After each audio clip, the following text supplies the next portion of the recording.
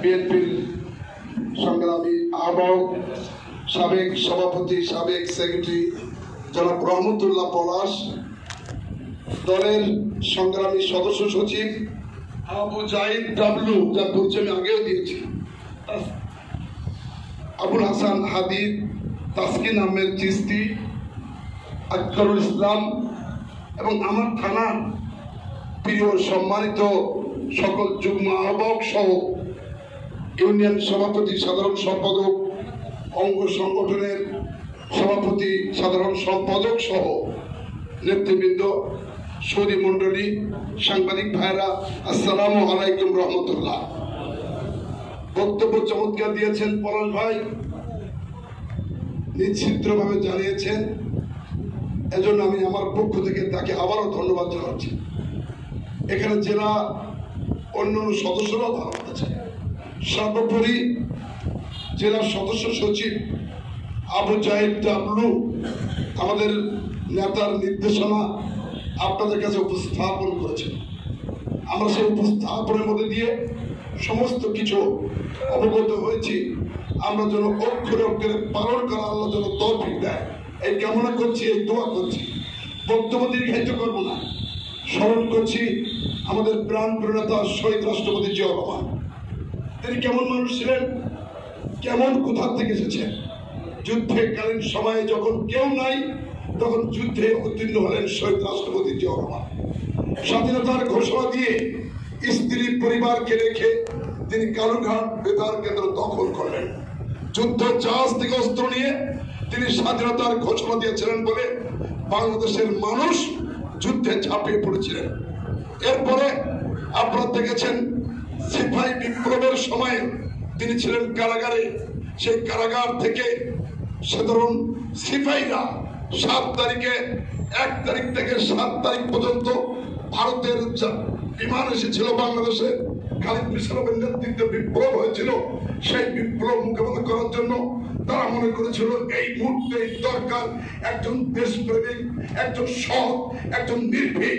সেই জিয়াউর রহমানের সেই জেল থেকে, সেই জেলখানার ক্যান্টনমেন্টের জেল থেকে বের করে সাধারণ শ্রোতা জনতা মিলে একত্রতা হয়ে সহমতি হয়েছিল জিয়াউর রহমান, জিয়াউর রহমান। তাই সেই থেকে জিয়াউর রহমানের আবির্ভাব হয়েছিল। বন্ধুরা আমার, সেই জিয়াউর রহমান আপনারা জানেন, মেজর থেকে এক পর্যায়ে মেজর জেনারেল যখন তিনি দায়িত্ব নিয়েছিলেন, তার সৎকর্মগুলো একটু একটু না বললে তো নয়। এইগুলো আমাদের দায়িত্ব পালন করতে হবে। এজন্যই যে জিয়াউর রহমান আমাদের যিনি আদর্শ, তিনি একজন ভালো, সৎ, নির্ভীক এবং কিছু কাজ যদি না বলি, তাহলে শহীদ রাষ্ট্রপতি জিয়াউর রহমান ক্ষমতায় না ভোট করে নির্বাচিত হয়েছিলেন এজি উসমানীর সাথে। তিনি ছিলেন সেক্টর কমান্ডার।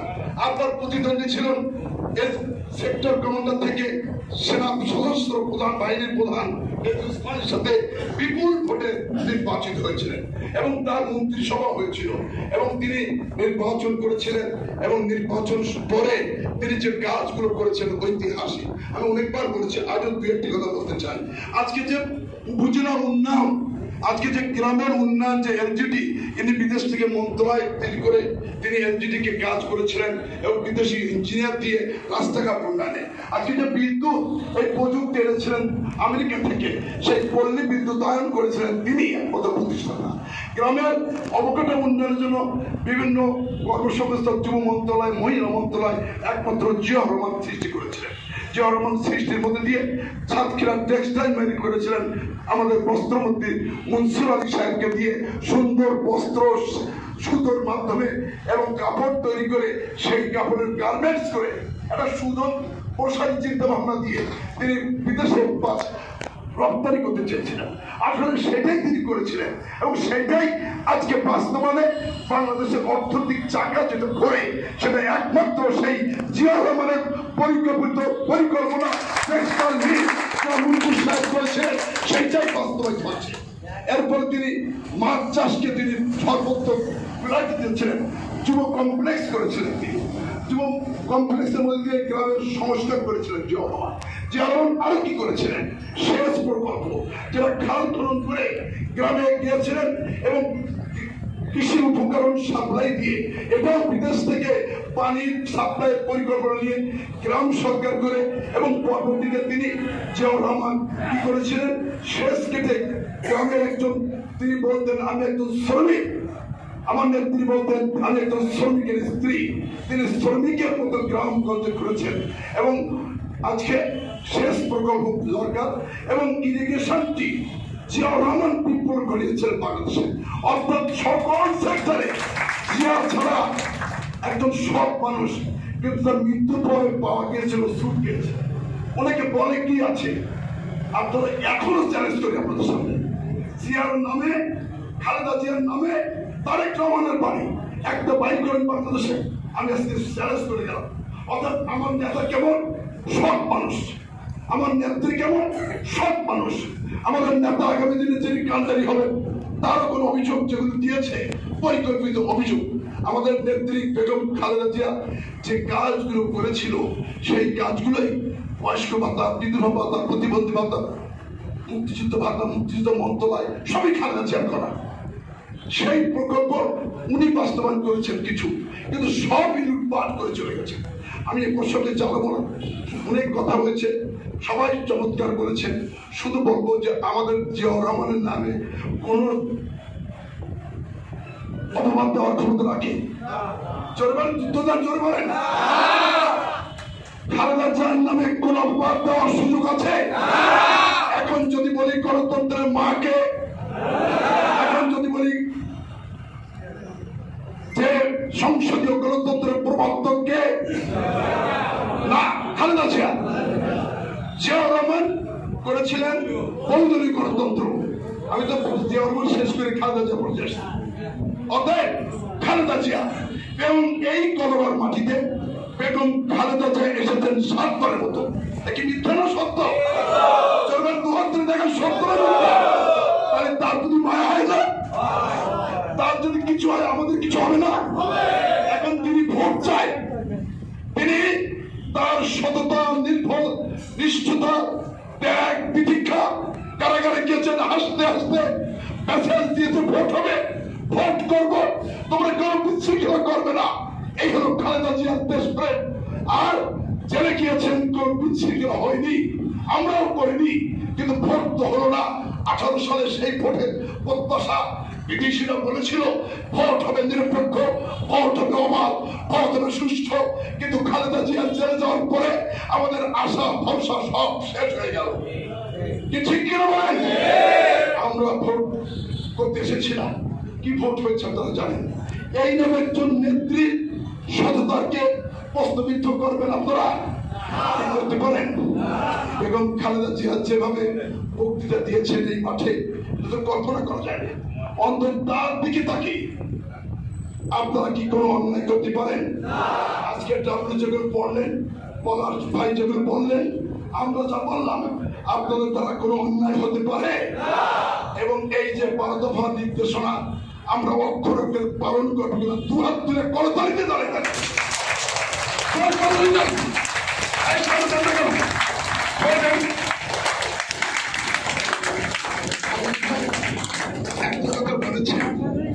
আমাদের ঠিক, আর আমাদের স্লোগান কিন্তু করতালি।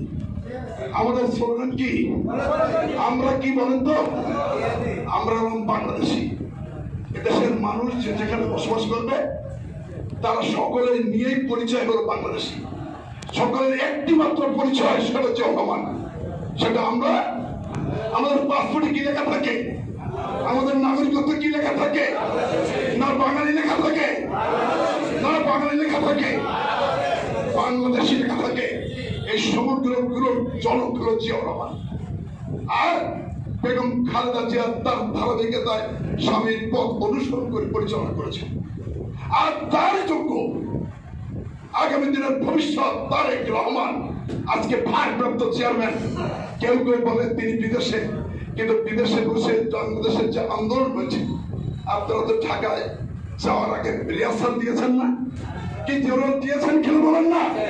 সাতক্ষীরার বেশ সভা হয়েছে, খুলনার ঐতিহাসিক বিভাগীয় সমাবেশে আপনারা হাজার হাজার মানুষ গিয়েছিলেন, কেউ কেউ আহত হয়েছিলেন, শহীদুজ্জামান সহ মোটরসাইকেল অনেকে আপনারা জীবন বাজি রেখে সেখানে গিয়েছেন। 64টা জেলায় সমাবেশ হয়েছে, 10টি বিভাগের সমাবেশ হয়েছে। এগুলো কি রাতারাতি হয়? কেউ কেউ মনে রাতারাতি হয়ে 1 মাস 6 দিনে বিপ্লব করে দিতে পারে। তারেক রহমান ছাত্র দল, যুব দল, স্বেচ্ছাসেবক দল, কৃষক দল সকল অঙ্গ সংগঠন নিজের দায়িত্ব পালন করে ওইভাবে তো পালন করেছেন। কারণ জানেন, যারা বয়স্ক বিএনপি করে তাদের দ্বারা গ্রাম বিজয় অর্জন করা সম্ভব নয়।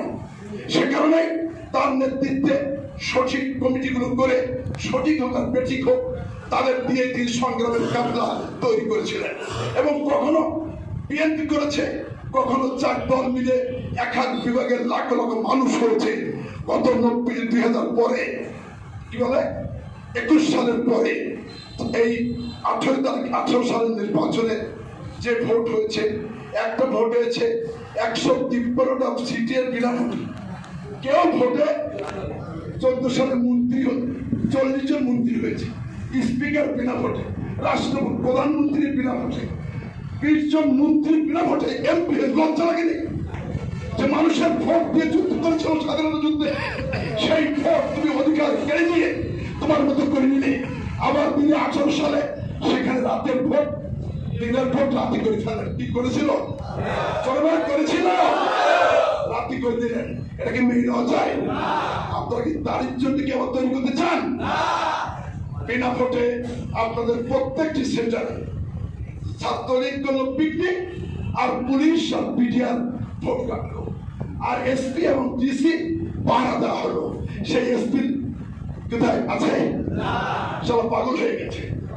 যিনি খুন করেছিলেন মঞ্জু অর্ধেক পাগল, 3টা বিয়ে গেছে, 3টা বউ তাকে ছেড়ে চলে গেছে। তাই আমি বলে গেছি, যাহা করবেন তাই ঘাটে। যা এই জমিনে আপনার যে কর্মকাণ্ড থাকবে তার বিপদ কিন্তু সেইভাবে হবে। তাই যে কথাটি বলছিলাম যে খালেদা তারেক রহমানের নেতৃত্বে আজকে আমরা আশা করেছিলাম জেল থেকে যে আজকে 28 তারিখে কিছু হবে, ঠিক কিনা? এই যেমন বন্ধুরা বলো না কেন যে 28 তারিখে ইনশাল্লাহ ঢাকায় পতন হবে, হাসিনা 4 দিন ধরে দাঁড়াতে পারে। আবার 10 কিছু দাম বললাম হবে। আমরা এই আশায় বুক বাঁধলাম, কিন্তু ব্যথা হয়ে গেল এবং ভোট হলো 7 তারিখে। আমাদের জগদ্দল পাথরের মতো আর আশার সঞ্চয় হলো না। আমাদের আব্দুল মাস্টার সাদ্দার শুধু কান্ত আর বলতে পারা, আমি আর বাঁচতে পারলাম না। আমাদের বিধান তার শুধুমাত্র পা কাটতে পারলে আঙুলের ইট পড়েছিল, গ্যাংগ্রিং হলো, কিন্তু চিৎকার করতো সারা রাত ধরে। আমি ধরে হসপিটাল যেতাম এবং সুপার জেলাকে বলতাম, কিন্তু তাকে সাতক্ষীরাও কাটে নাই, খুলনাতে কাটে নাই, ঢাকাতেও পাটা কাটলে বেঁচে যেত। তিনি নির্মমভাবে হত্যা হয়েছে, হত্যা করা হয়েছে। লাকি যেভাবে হত্যা করা হয়েছে নির্মমভাবে, সাবু তার ট্রিটমেন্টটা করেনি। 3টার সময় জেলা নিয়ে গেল আর 8টার সময় নিয়ে গেল খুলনায়, এরপর তিনি ইন্তেকাল করেছেন। ভাই আমাদের কথাগুলি যদি শুনতেন, আর যারা আসামি আমার সাথে এখন রাগ করেন, বেঁচে এসেছেন আলহামদুলিল্লাহ। যেমন আলহামদুলিল্লাহ, আমি তাদের দ্বারা যেন কষ্ট না পাই, তাদের দ্বারা যেন জনগণ কষ্ট না পায়, তাদের দ্বারা যেন বিএনপি এই আশরাফ ভাই থেকে কেউ কষ্ট না পায়, আমি এটা অনুরোধ করবো। কারণ ভাই মৃত্যু থেকে সবাই ফিরে এসেছেন, মৃত্যুর শেষ প্রান্তে ফিরে এসেছেন। ওই যে সুরাট আছে তারা বলবো, ওই এলাকার মানুষ তোমার পরে লাখ লাখ মানুষ, হাজার মানুষ তোমার ভালোবাসায় বেঁচে এসেছো। অর্থাৎ তোমার দ্বারা যদি অপকর্ম হয় তারপর যাবো কোথায়? আমরা যাবো কোথায় বলে? তাই আমি বলতে চাই, আমাদের তারেক রহমানের নেতৃত্বে বাংলাদেশের শেষ পর্যায়ে 7 তারিখে ভোটের পরে আমরা আশা করিনি। আমার স্ত্রীও একটা পর্যায়ে চোখে স্ট্রোক করে গেল। একদিনে 38টা ফাইল ডাক্তারের ফাইল সহ ক্যান্সেল এবং বাচ্চা ছিল। খোকন বলে কি যে 38টা ফাইল 38 লাখ টাকা ছিল। মানতে খবর তখন আমি বাচ্চাকে মানব থাকতো খেলা, এই খবর কেউ টাকা দেয় না, 38,000 দেবে কিনা? আমার বউ যে কত টাকা খরচ করেছে এই আন্দোলনে শেষ করা যায় না। এক পর্যায়ে যদি কেঁদেই ফেলে সেদিন আমার রায় হওয়ার পরে একটা লোক ছিল বল ভাই, এই সাতক্ষীরার প্রতিবাদ করবে এই তালার হাজার হাজার মানুষ আর কলর কিছু মানুষ সাতক্ষীরাকে প্রকম্পিত করেছে, ঠিক কিনা? তারপরে এত ত্যাগের পরে বীরের মতো আসলে আর আমরা যদি স্থায়ী স্থিতি না পারি তাহলে আমরা ব্যর্থ। এত নির্যাতিত পরের ভাই বললো, আমাদের কাবলু বললো, এত নির্যাতিত বাংলাদেশে কোনো থাম নেই, আবার এত নামও ফুটেনি কোনো জেলা, কি ফুটেছে বলেন না? কিন্তু আপনারা হাত তুলে বলে দিলে আমাদের দ্বারা কোনো মানুষের করতে পারে না, কোনো মানুষের করতে পারে না। করেন দুয়ার তুলে। আর যেভাবে আমাদের প্রতিপক্ষ এইটাই তারেক রহমান চাচ্ছে, এইটাই তারেক রহমান চাচ্ছে। মুখের কথা কাজের কথা এক নয়। পা বলবেন, আল্লাহকে বলেন না খেয়ে থাকতাম ভাই, পচা ভাত খেতাম ভাই, তাই চুকান 1 মাস পচা ভাত, রাত্রের ভাত বন্ধ হয়ে যেত, আমাদের রান্না করতে দিত না, আর পরে তোমার ছেলে রাখতো ঢাকাতে যাওয়ার পরে পচা ভাত খেয়ে। এখন কি আমরা সেই মানসিকতা পরিবর্তন করা হয়নি? আমরা সেই আমাদের 50 জন শিক্ষা নিই, সবাই এক হচ্ছে ভাই, সবাই এক হবেন। আমার বিশ্বাস রশিদ ভাই বলতে পারে, তার ইউনিয়নের কথা ভাট পাবো, ও হামিদ ভাই বলতে পারবে, শহীদুল চেয়ারম্যান বলতে পারবে, কিন্তু আমাদের মধ্যে কেউ কেউ চেয়ারম্যানরা মাথায় কাল চড়াইছিল। আজ যা করেছেন করবেন না, আওয়াজ যদি কেউ করে থাকেন পুলিশ চিন্তা করছি কি বলেন ভাই, বলবেন সবাই হাত তুলে দেখেন, চোরে হাত করেন ভাই, যা হয়ে গেছে ওটা যাবো না। কিন্তু এবার বলি আবার, শেখ হাসিনা বলেছিল 100 জন নয় 1 লক্ষ মানুষ মারা যাবে। ওবায়দুল কাদের বলেছিল 1 লক্ষ মানুষ মারা যাবে যদি ক্ষমতা কেড়ে নেয়, ক্ষমতা আমাদের পতন হয়। একটা কি হয়েছে? চলমান হয়েছে? তারপরেও ওই কয়েকদিনে কালকে ঢাকা পরদিনের সাতক্ষীরার সভায় একজন নেতা উদীয়মান, একজন ছোট ভাই বলা উচিত বলেছে অনেক কিছু, তারা জেনেনি মনে হয়, বললেন নাকি বলার দায়িত্ব তার দিয়েছে। আমি বললাম তোমার চিন্তা ভাবনা করে দিন, তুমি থাকতে লন্ডনে, তুমি একসময় কি করে, আমরা বলতে চাচ্ছি না, তা ছোট করছি না, কিন্তু তিনি তোমার দলের কমিটির দায়িত্ব শাস্তি বললো কলার হয় নাকি পূজা মণ্ডপ গুলো তাও তাও করে চলাচ্ছে, কিন্তু সেই পূজা মণ্ডপটা হলো শাহজাদার বাড়ি। ঠিক কিনা? যদি সভাপতি সঙ্গে জানাই দেন 2 হাত তুলে, কুখ্যাত শাহজাদার বাড়ি, কুখ্যাত শাহজাদার বালাখানা, কুখ্যাত শাহজাদার বাবলুর, আমাদের বাচ্চুর পর হামলাকারী, সেই শাহজাদার দ্বারা এমন কিছু হয়নি যেটা জগতে এরকম কেউ করতে পারে। তাই কেউ, আমি মনে করি শাহজাদারা কলঙ্কিত। আমি বক্তব্য দীর্ঘায়িত করবো না। আমি বলেছি জিয়াউর রহমান ভালো মানুষ, আমি বলেছি খালেদা জিয়ার জন্য আমরা কাঁদি, আমরা বলেছি তারেক রহমানের দিক নির্দেশনায় তার ভাইকে হারিয়েছেন। আমি একটা জায়গায় এই কমিটি হওয়ার আগে আমাকে ডেকেছিল, বলেছিলেন যে হাবিব সাহেব আপনার সিটে পাস করবেন, কিন্তু এর মধ্যে যদি আপনার ছেলের অন্যায় করে ক্ষতিগ্রস্ত হবেন, কিন্তু সাতক্ষীরাকে পাস করাতে হবে। এর পরবর্তীতে আপনারা জেনেছেন যে ইফতেখার ভাই একটা কমিটি দেয়, আগুন ধরে যায়, কেন দিল জানি না। এটা তারই প্রতিঘাত হিসাবে আজকে চমৎকার একটা কমিটি এসেছে। আমরা করতালি দিয়ে সবাই পক্ষ থেকে এবং অবিলম্বে চমৎকার কমিটি করে দিচ্ছি আপনাদের। কারণ তারেক রহমান কষ্টের ওইটা পারেনি বলে 7টা জায়গায় অনসৃষ্টিপুর হয়েছিল বাংলাদেশের সাতক্ষীরায়। এই সাতক্ষীরায় আবার যদি বলি হাজার হাজার মানুষকে হত্যা হামলা করেছে এই সাতক্ষীরায়। আপনাদের দেলার ভাই দেলার হোসেন সাইদের মৃত্যুর পরে যেভাবে পাখির মতো গুলি করে হত্যা করেছে, যেভাবে আমাদের আজারুল বিপ্লব অনেক নেতাদের যেভাবে পাখির মতো হত্যা করেছে, শিশুদেরকে হত্যা করেছে, এইরকম বর্বর বাংলাদেশের কোথাও নেই। সেই ক্ষতিগ্রস্ত সাতক্ষীরার মানুষ, আমরা কলরার মানুষ, তাই ক্ষতিগ্রস্ত হিসাবে আমরা কি আমাদের অধিকার আদায় করতে পারবো না? কি আমাদের ঋণ শোধ করবো না? জনগণের ঋণ শোধ করবো কিনা বলেন না? 12টা ইউনিয়নের একজন 12 জন প্রহরী হবেন এখন থেকে, স্বচ্ছ নির্ভীক সব একদম পদে দেবে। পরে কি হবে দেখা যাবে। একদম সেই 12টা ইউনিয়ন সহ আমরা থানায় এবং আমাদের নির্বাচনী এলাকায় এখন থেকে আমাদের ঝান্ডা ওড়াতে হবে তারেক রহমানের নির্দেশে। ঠিক আছে? তারেক রহমান কি বলেছে? এইগুলো করলে আমাদের ক্ষতি হবে, এইগুলো না করলে আমাদের কিছু জায়গায় বলেছেন সহনশীল, কিছু জায়গায় বলেছেন করা যাবে না। স্টেট নির্দেশ সালিশ বিচার, এগুলো আমি বলি না আগে? আমার সভাপতি সেক্রেটারি সাহেব বলেন, তো বলেছে কিনা বলেন? কতবার বলেছি? কতবার এখানে সভা হয়েছে? মিনিমাম 5 থেকে 6 বার এই সভাগুলো করেছি।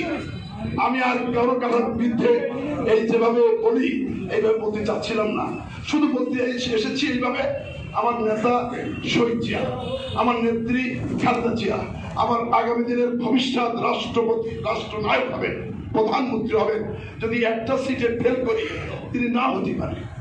অতএব তার হাতকে শক্তিশালী করার জন্য আপনারা কি ঐক্যবদ্ধ আছেন?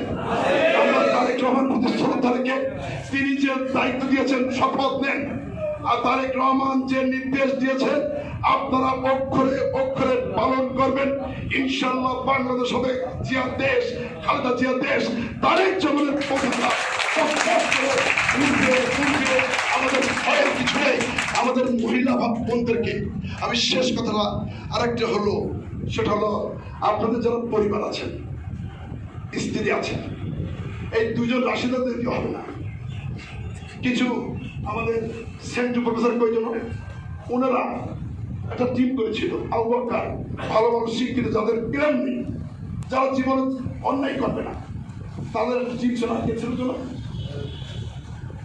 এই পারভেজ, আপনারা একটা মহিলা টিমটা করে দেন। আশরাফ ভাবি কি রাজি আছেন? ঘরে ঠিক করতে হবে, ঘর ঠিক না হলে কিন্তু ঘর ছিদ্র করে দিলে কিন্তু আমরা বাঁচতে পারবো না। তাই এটা আপনাদের দয়া করে আমি শেষ দাবিটা করে গেলাম, আমরা 12টা ইউনিয়নের 12টা জায়গায় 12টা মহিলা সমাবেশ করে যেন আগামী দিনের কাফেলায়, আগামী দিনের সংগ্রামে যত ঝঞ্ঝা তন্দ্রা আসুক না কেন, বাংলাদেশের তারেক রহমান যদি আসে, বাংলাদেশের খালেদা জিয়া যে ডাকবেন, বাংলাদেশের মানুষের কি করবে তারা কি বিশ্বাস হয়?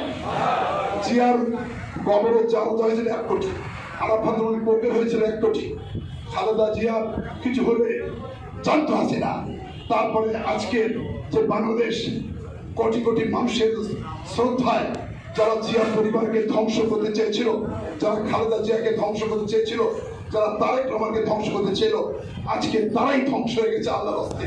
তাই আমি কেন বক্তব্য দিচ্ছি না, আপনারা আজকের মেসেজ হলো তারেক রহমান এই সিট 100 গুণ নিশ্চিত চায়। আপনার কি সেটা বিশ্বাসী? অর্থাৎ তাই কাজ করার আহ্বান জানিয়ে আমি বলন ভাই অন্য থানা এগিয়ে চলুন, আমি আছি তোমাদের সাথে। ধন্যবাদ সকলকে। আসসালামু আলাইকুম।